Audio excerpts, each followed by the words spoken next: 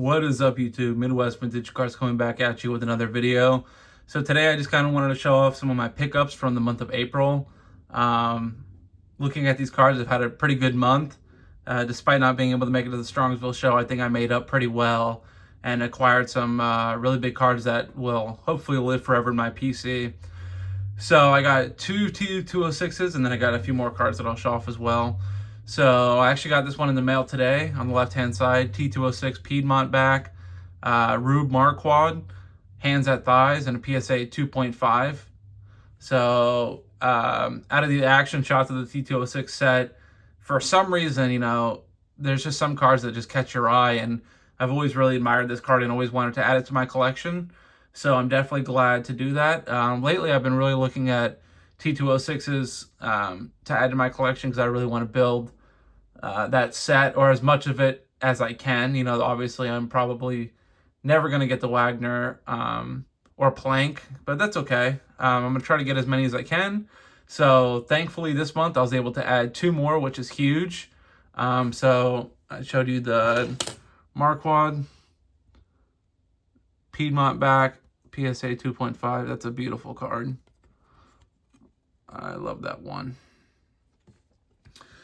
And then I also got a T206 1909 Sweet Cap Johnny Evers portrait in a PSA 1.5. So I am definitely over the moon excited to add these two to the collection. Also, a few more. I got this 1956 Jackie Robinson at a PSA 3, which I showed in my last video. If you watched that one, you knew that I also had a SGC 4 in a 1956 Jackie. Ultimately, I decided to sell the SGC 1 and keep the PSA 1, so very excited about that. And then next off, I got a 1965 Topps Mickey Mantle in a PSA 3. Beautiful example. So I also had this card before in a SGC 2.5. And I sold it a while back to get a couple other mantles. I think I sold it and bought the 63 mantle in a PSA 4. But every other one of my mantles in the 60s are PSA.